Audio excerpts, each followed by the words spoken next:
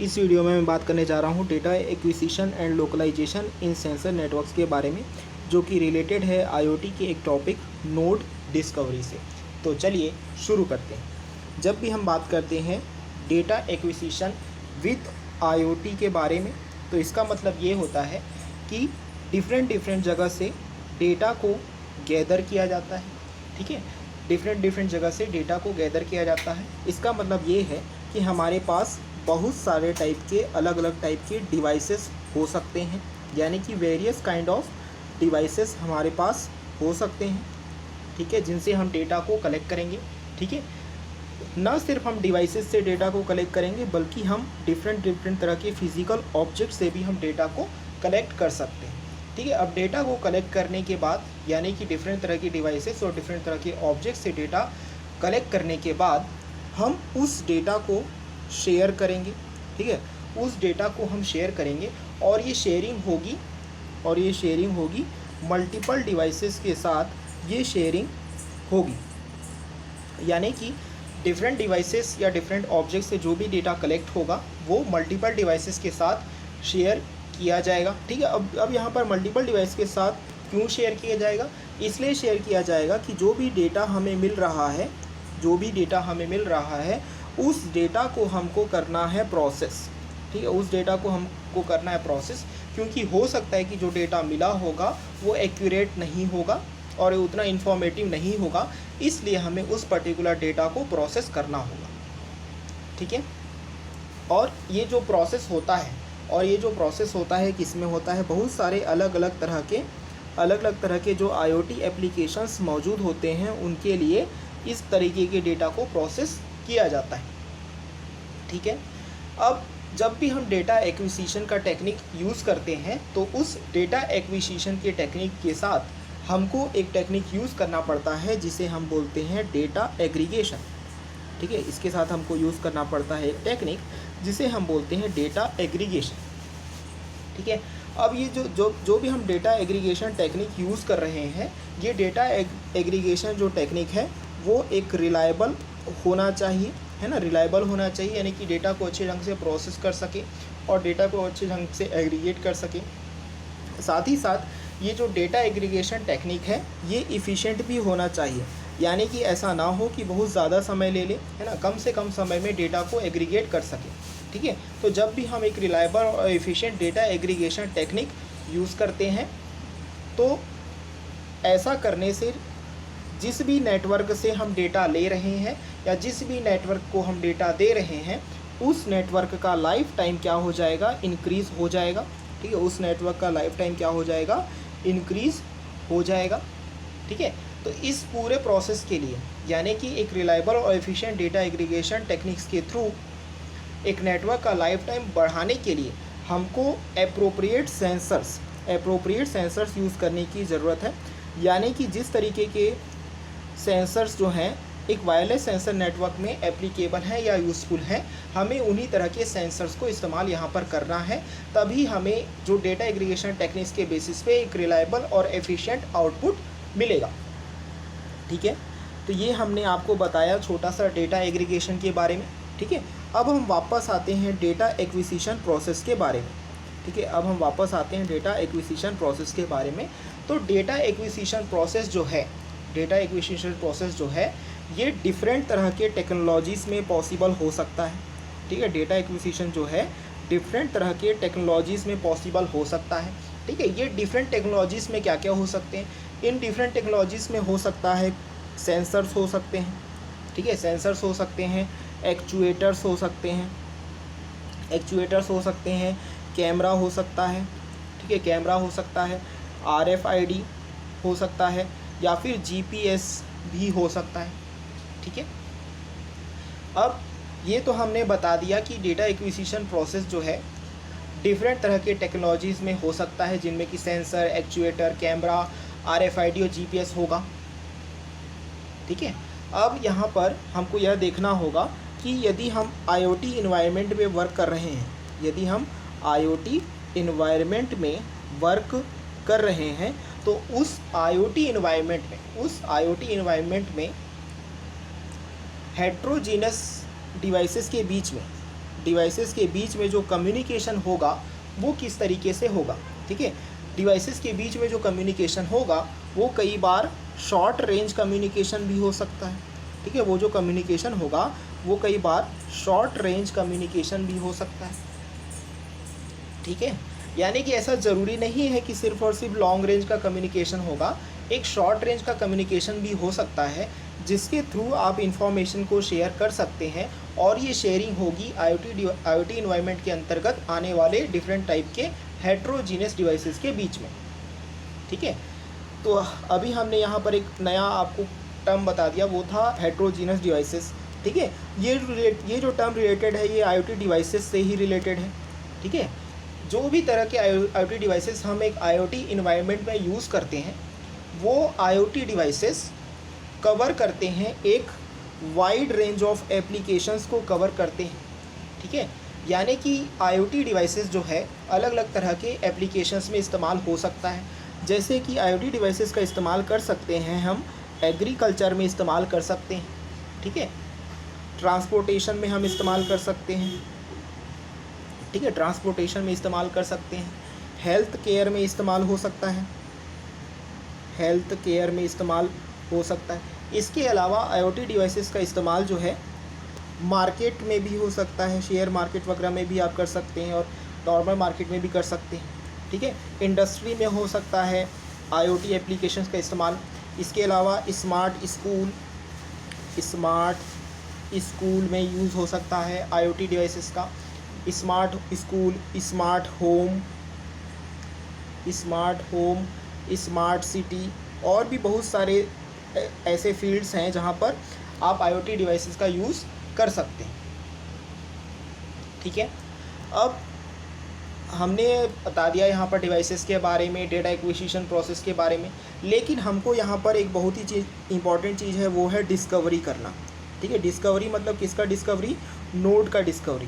ठीक है, किस तरीके का नोड का नोड? सेंसर का नोड। ठीक है, तो इसलिए हमारे पास एक ऐसा इन्फॉर्मेशन होना चाहिए। ठीक है, हमारे पास इन्फॉर्मेशन होना चाहिए। किसके बारे में इन्फॉर्मेशन होना चाहिए? एक पर्टिकुलर लोकेशन के बारे में इन्फॉर्मेशन होना चाहिए। ठीक है, पर्टिकुलर लोकेशन के बारे में इन्फॉर्मेशन होना चाहिए ताकि हम एक करंट सिचुएशन जान सकें, कि पर्टिकुलर नोड जो है कहाँ पर है। ठीक है, पर्टिकुलर नोड कहाँ पर है।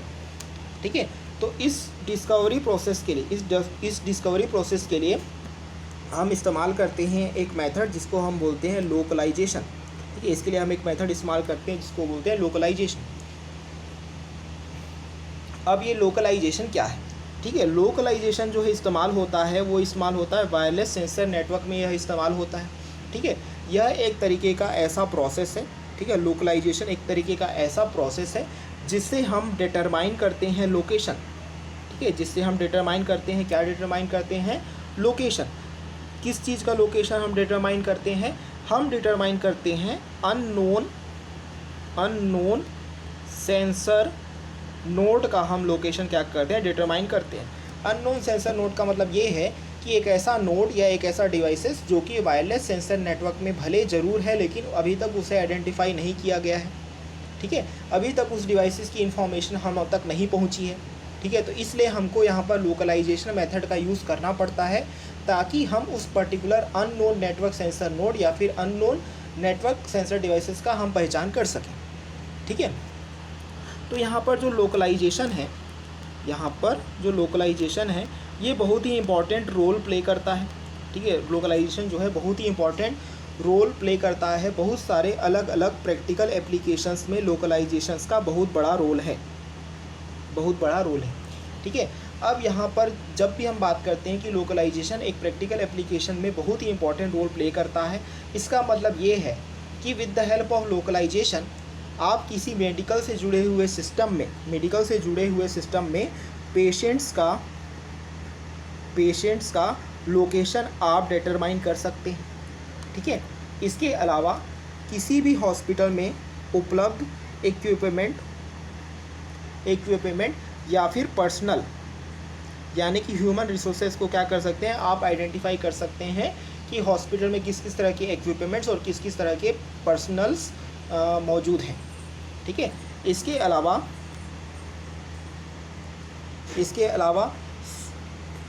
स्वार्म्स ऑफ रोबोट, छोटे छोटे रोबोट्स के थ्रू आप एक कॉमन गोल तक भी पहुंच सकते हैं। ठीक है, अब यहाँ पर आप देखें तो जीपीएस जो है एक सॉल्यूशन है लोकलाइजेशन के लिए।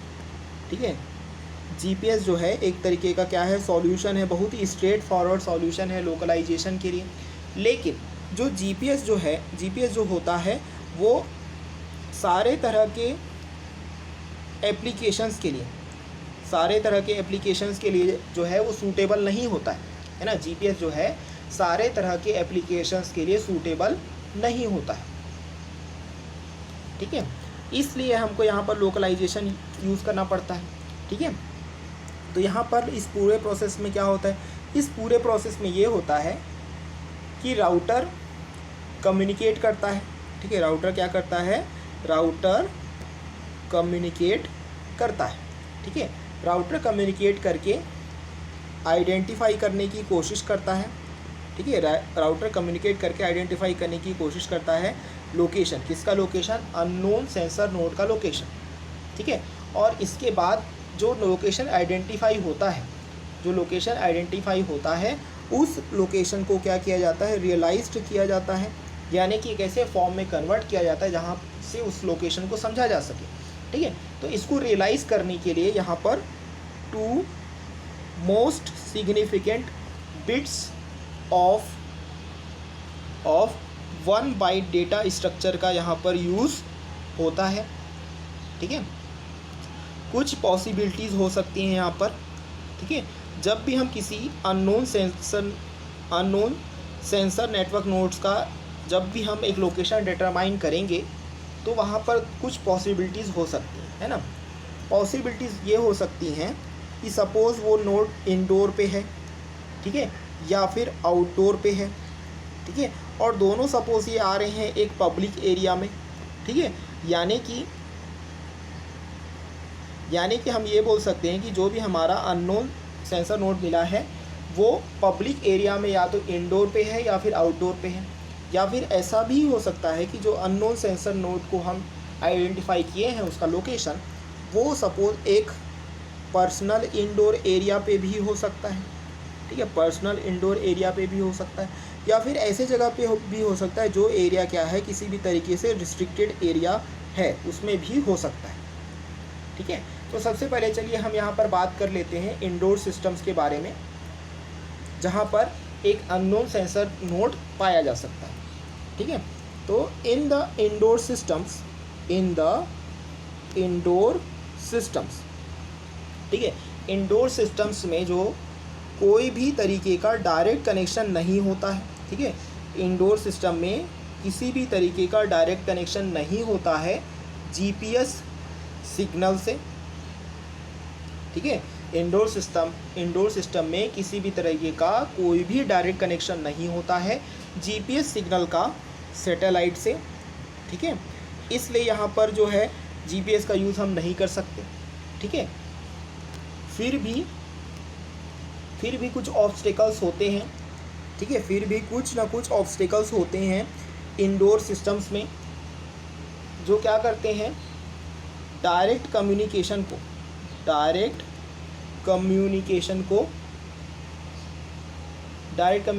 क्या कर देते हैं, ब्लॉक कर देते हैं।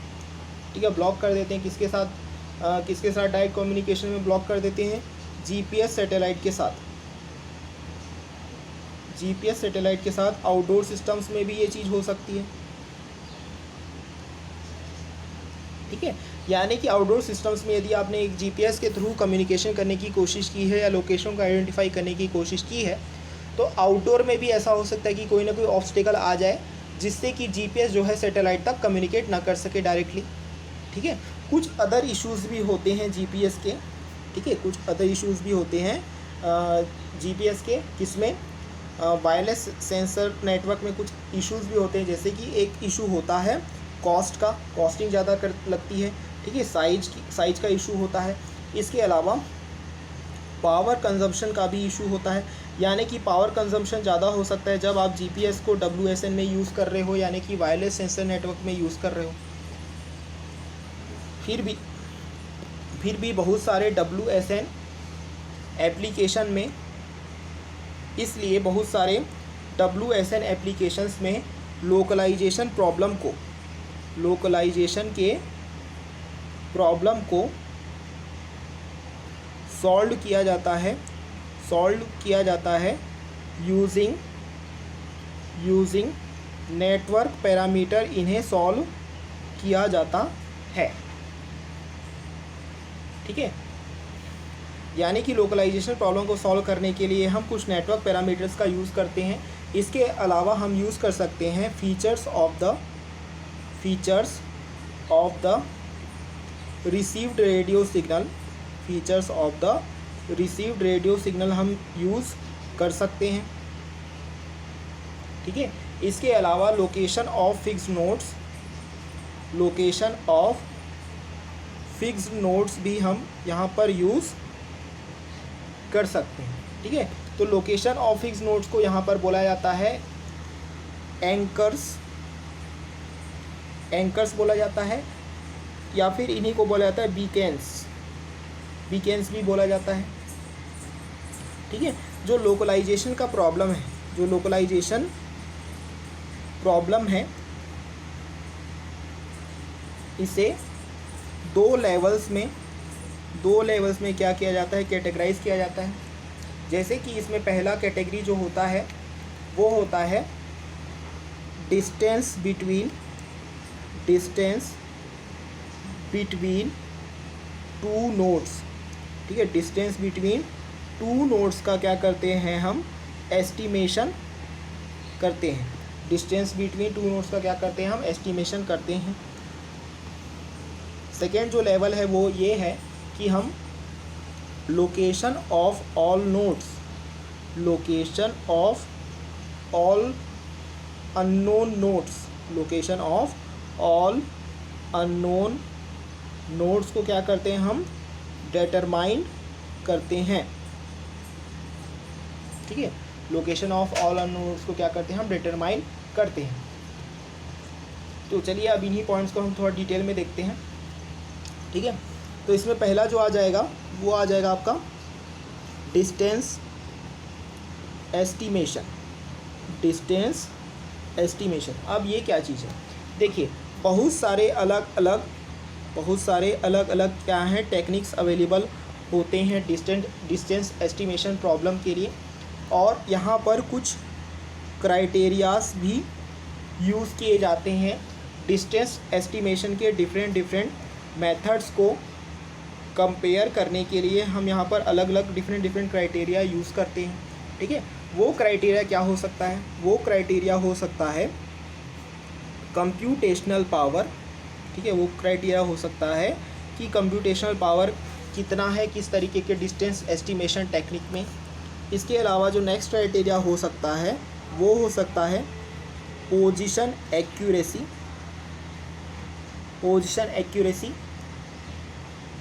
इसके अलावा और हो सकता है प्रिसीजन,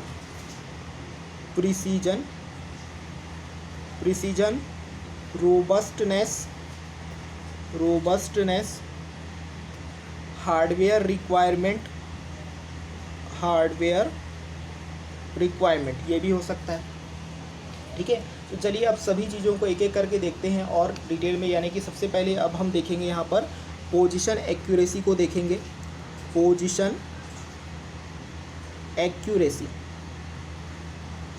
ठीक है, तो जब भी हम बात करते हैं पोजीशन एक्यूरेसी के बारे में, इसका मतलब ये होता है कि पोजीशन एक्यूरेसी क्या करता है, शो करता है, एक एस्टिमेटेड पोजीशन को शो करता है। ठीक है, एस्टिमेटेड पोजीशन को शो करता है जो कि काफ़ी ज़्यादा क्लोज होता है, एक रियल पोजीशन के काफ़ी ज़्यादा क्लोज होता है। ठीक है, और इस एस्टिमेशन के लिए यूज़ किया जाता है एक पर्टिकुलर टेक्निक को यहाँ पर यूज़ किया जा सकता है। ठीक है, इसका मतलब ये है कि जितना ज़्यादा हाई एक्यूरेसी होगा एक पोजीशन एक्यूरेसी का, उससे हम बेटर क्वालिटी ऑफ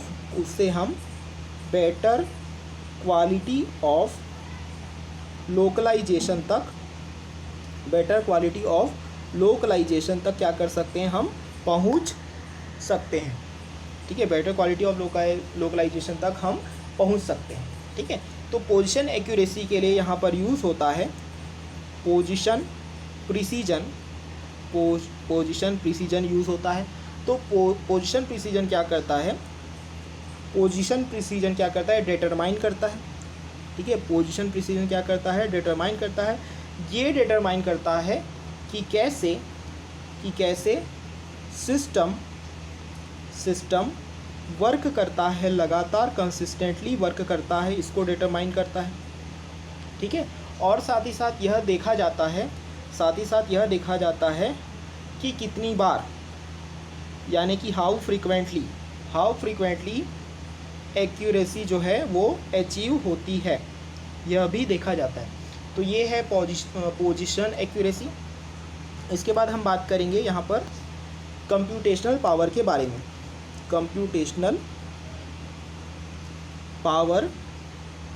में। देखिए, तो जब भी हम बात करते हैं कंप्यूटेशनल पावर के बारे में, तो इसका मतलब ये होता है कि हम लोकलाइजेशन के लिए हम यहाँ पर जो भी एल्गोरिथम यूज़ करने वाले हैं, उस पर्टिकुलर एल्गोरिथम की कंप्यूटेशनल रिक्वायरमेंट है वो कितनी है। ठीक है, इसे कंसीडर किया जाता है, एक बहुत ही इम्पॉर्टेंट मैट्रिक है। ठीक है, जो कंप्यूटेशनल पावर है वो बहुत ही ज़्यादा इम्पॉर्टेंट और सिग्निफिकेंट मैट्रिक है। ऐसा इसलिए क्योंकि इसका एक इम्पॉर्टेंट इम्पैक्ट होता है, किसी भी सेंसर नोड के पावर कंजप्शन पे इसका बहुत ही ज़्यादा इम्पॉर्टेंट इम्पैक्ट होता है। इसलिए यहाँ पर कंप्यूटेशनल पावर को बहुत ही ज़्यादा इम्पॉर्टेंट माना जा रहा है। ठीक है, इसका मतलब ये है कि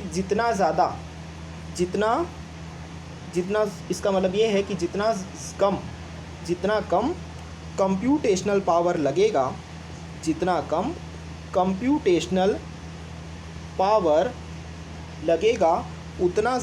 उतना ज़्यादा बेटर होगा परफॉर्मेंस। ठीक है, उतना ज़्यादा बेटर होगा परफॉर्मेंस। नेक्स्ट जो पॉइंट है वो है हार्डवेयर रिक्वायरमेंट।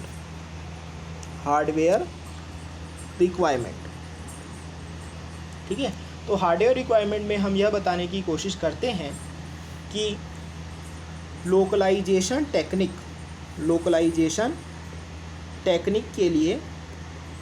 टेक्निक को इम्प्लीमेंट करने के लिए किस तरीके के हार्डवेयर फीचर्स की ज़रूरत है। फॉर एग्ज़ाम्पल डायरेक्शनल या फिर मल्टीपल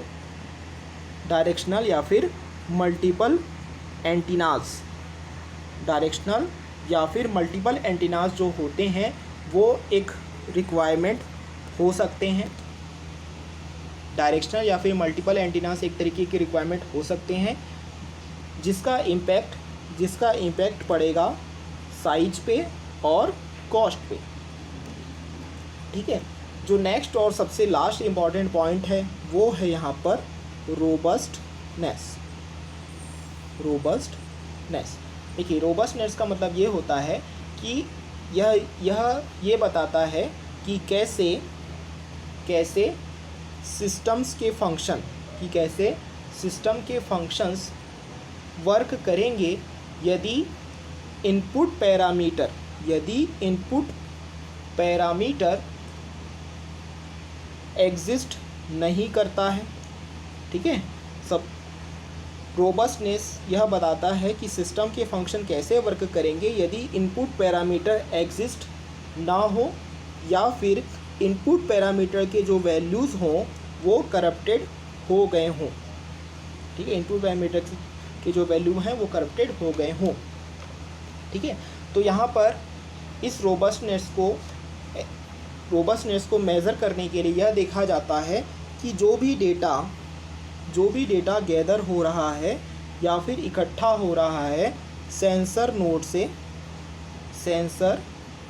नोड से तो उसे कैसे अच्छे से प्रोसेस किया जा सके, जिससे कि डेटा जो है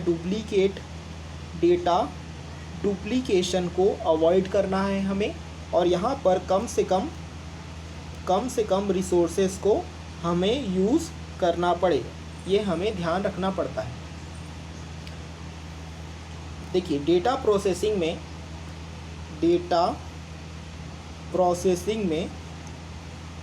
कुछ स्टेप्स इन्वॉल्व होते हैं, जैसे कि डेटा एग्रीगेशन और फ्यूज़न। डेटा एग्रीगेशन में नेटवर्क डिले